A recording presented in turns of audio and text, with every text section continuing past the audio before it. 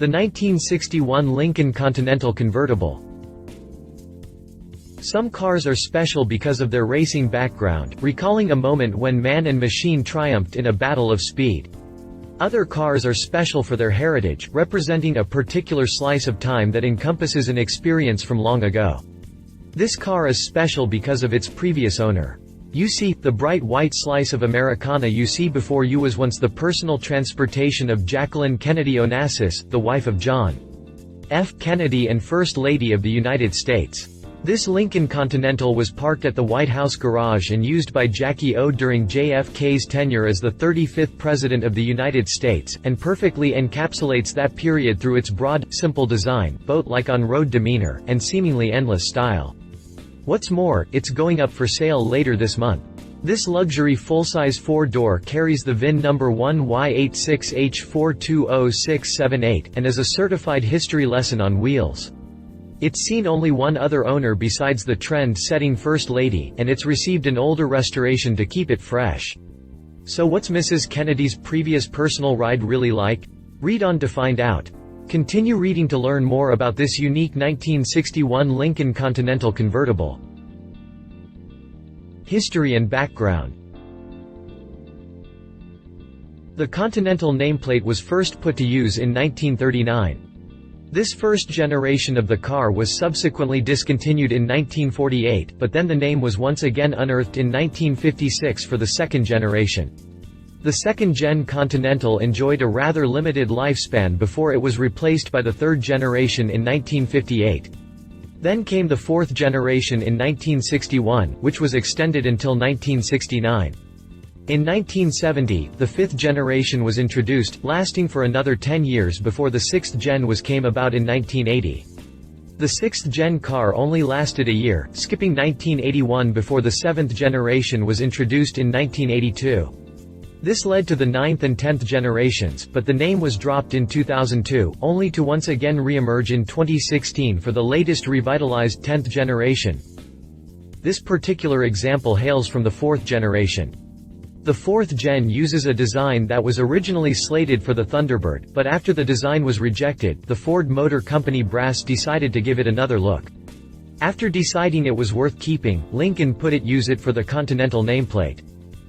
It was at this time that the Lincoln lineup was consolidated, with the Continental relegated to a four-door sedan and four-door convertible body style. It was at this time that the Lincoln lineup was consolidated, with the Continental relegated to a four-door sedan and four-door convertible body style.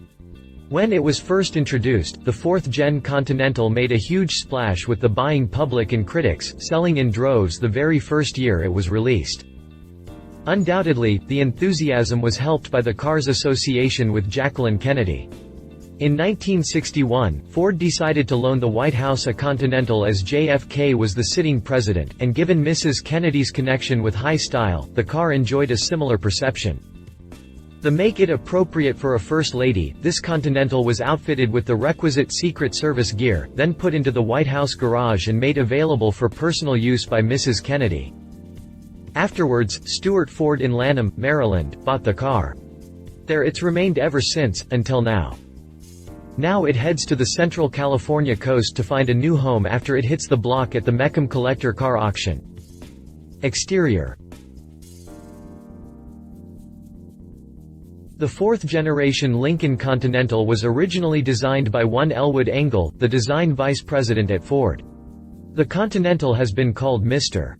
Engel's magnum opus, although the design has also been attributed to the work of John Orff and Howard Payne, both of whom helped put together the original clay model in 1958. Taking a step back, the design was considered a clean break from past conventions, bringing a fresh appearance somewhat devoid of the extra chrome and flourishes seen in auto designs previously. There are enormously broad, flat surfaces from front to back, which are most noticeable in the profile. Embellishment lines are almost non-existent, giving the whole thing an almost antiseptic appearance. One of the most noteworthy features of the fourth-gen Continental were the rear suicide doors. The front fascia is a bit of a break from this, offering up a bit more superfluous styling than the rest of the vehicle. The grille seems to swallows up the entire front end, offering up a mesh metal insert with squared slates. Bisecting this is a single chrome bar that connects the headlights, and the grille below is angled down towards the rear of the car. More chrome elements are used in the bumper corners.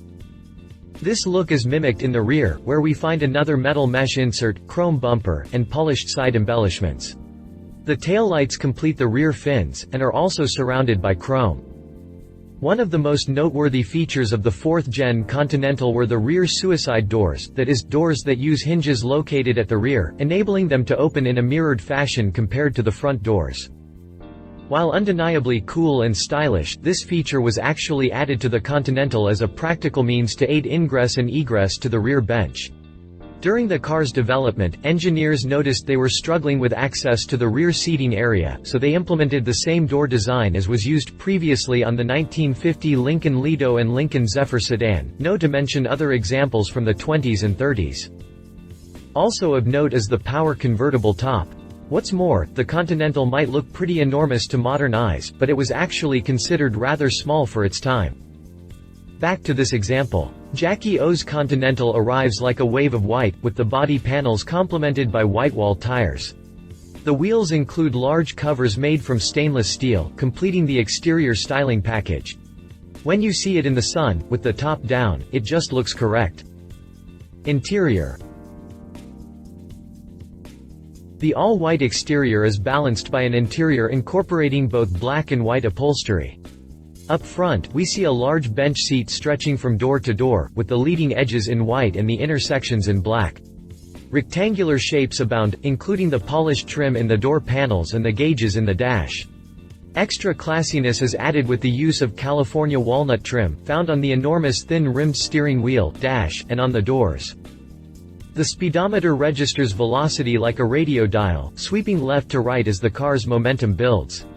Lincoln also added a door ajar warning light to the dash, a safety feature implemented as part of the inclusion of the rear suicide doors. Further features include cruise control, an available option for the car at the time, plus power windows and power locks. Unfortunately, all the Secret Service equipment and under-dash radio that were installed on the car when it was delivered to the White House have been disconnected, which isn't unexpected, but would be much appreciated in adding that extra layer of authenticity. Drivetrain. Take a peek under that Lincoln badge, and you'll find a 430 cubic inch 7.0-liter V8 engine, which produced 300 horsepower when it was first installed. Routing the muscle to the rear axle is a 3-speed automatic transmission. This is classic American power, huge, 8-cylinder power plant, dumping a ton of torque directly onto skinny tires at the back. Shots of the engine reveal this Continental to be a little rough around the edges, at least compared to the high caliber of machinery normally seen at the Mecum auctions. There's dirt and grime and possibly even a little rust, but that's not necessarily a deal-breaker. This thing is more about the allure of who the car carried, not what it was packing under the hood. Chassis and handling. Like a true luxury liner, this Continental received power steering and power brakes, making it a breeze to drive. However, don't think for a second that it can do anything other than cruise. The whole thing weighs a titanic 5,215 pounds. Prices. Jackie O's Continental will be found later this month in Monterey, California, at the Mecum Classic Car Auction as Lot S39. The lot includes the original documentation letter from Ronald W. Young, the vice president of the Stewart Ford dealership, who bought the car after its tenure at the White House.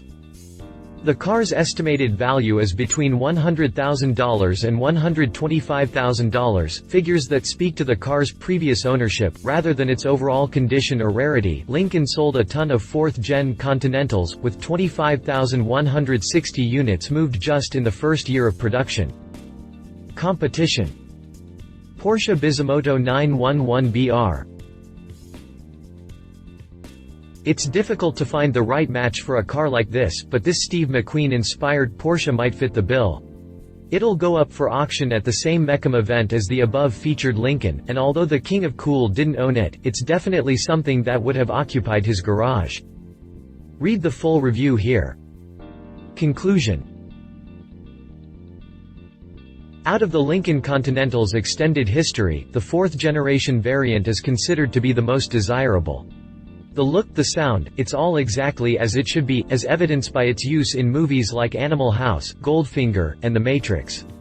It's an absolutely iconic American luxury mobile, and the fact that this particular example was owned by First Lady Jackie Onassis makes it that much more special. Love it. Classic America luxury car ties to Jackie O and the JFK White House. Only one other owner besides the First Lady. Leave it uncertain how much it was used by the First Lady. A bit rough around the edges, still just a Continental. If you liked this video, please share your thoughts in the comments below and don't forget to hit the subscribe button.